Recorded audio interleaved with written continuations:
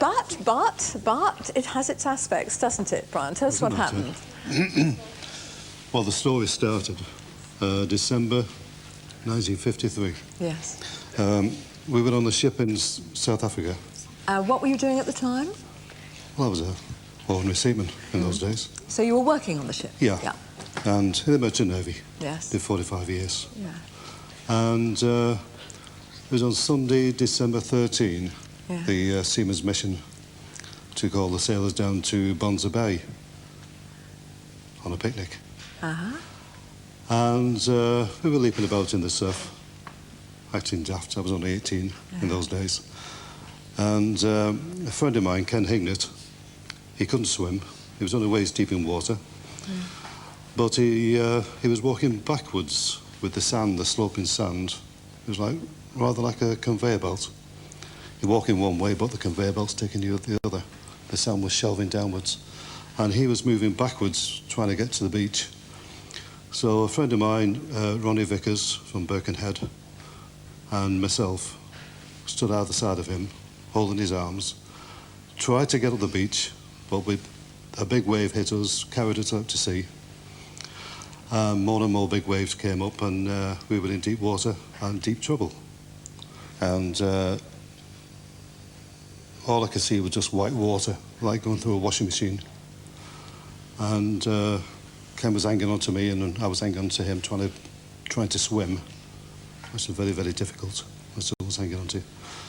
And as time went on, I got cramp in both arms, cramp in both legs.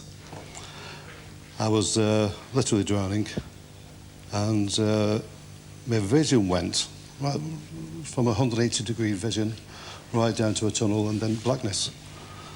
I woke up on the beach, being given artificial respiration. Someone had dragged you out of the water? Yeah.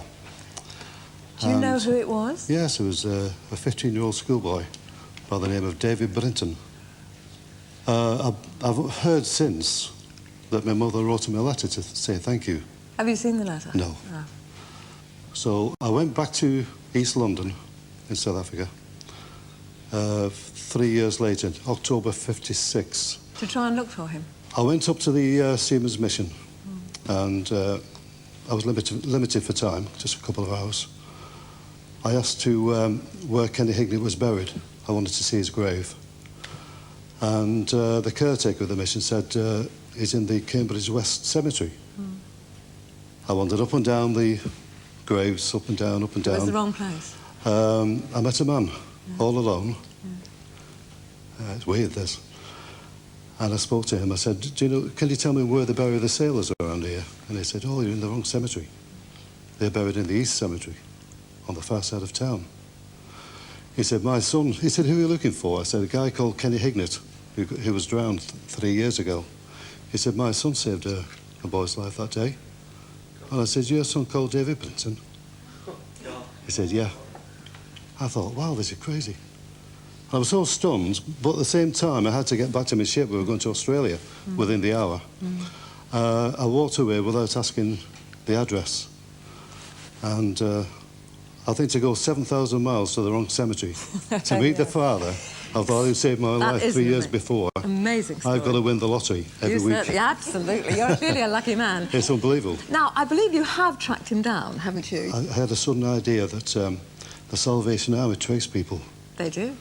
Approximately 6 weeks later, about two days before I was going to South Africa, the telephone went, answered the phone, it's Colonel Fairclough, we found him. I thought, wow, I'm going in a couple of days, I'll go down and see him.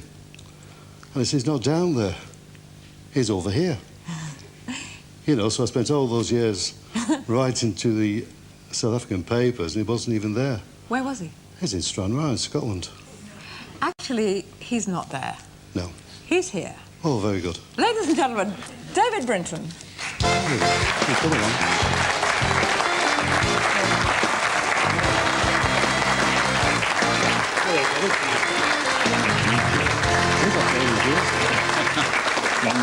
What do you say? What do you say on this? Good evening. Do sit down, do sit down. There we are. Well, I assume you remember that day, David, with some clarity, because those waves sound as if they were pretty dangerous, pretty formidable. Yes, it was quite rough at the time. Indeed, nobody was swimming. And as some friends of mine and I were making our way back along the beach, we saw these group of chaps all rush down to the sea, and then 3 of them rushed in and carried on going. I said to my friends, we've got a problem here because these chaps are in trouble.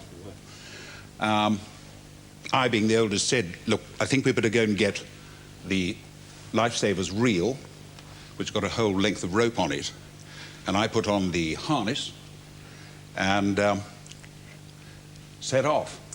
The rope being in order to, to pull you back in case you got into trouble. Right. So clearly this must have been a dangerous beach. It must have been known to be dangerous. Yes. Yeah. We had a spot of bother because somebody had actually rolled out the rope, cut it, and then rolled it back on again. So as I was swimming out, and I was making use of these back currents, I knew the beach like the back of my hand. I lived there. I played there. I underwater swam. I surfed.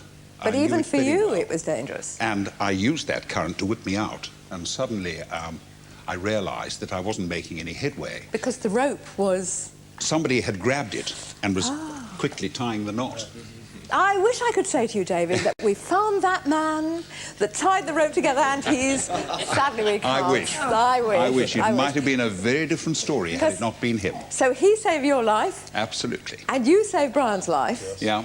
And, of course, Brian, you've not seen him before because you were unconscious by the time he got you. I was out. Does he look the way you imagined? Of course he does. Well, aged 15, I suspect there's some difference. His head's a little. Yeah. Well, is there anything you feel you gentlemen would like to say to each other? What do you say to a man who's given you back your life? If you give me a £10 note, I'd say thank you, but what can you say for something as big as that? And he's a brave guy. Not only did he save me, he went back out again and saved Jenny Smiley. And only 15. At the age of 15. Well, you know that letter That takes a hell of a lot of guts and a lot of courage. You know the letter that your parents wrote him, which you haven't seen? I haven't seen the letter. Well, I'll show it you in a minute. But in it, they say, would you please accept our heartfelt thanks and appreciation for your very brave deed.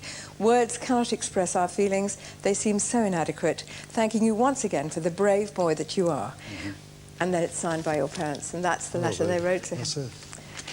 Oh, very good.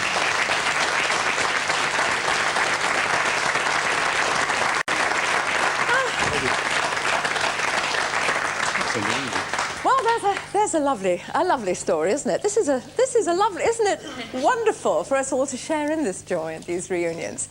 Let's try for another because we have a couple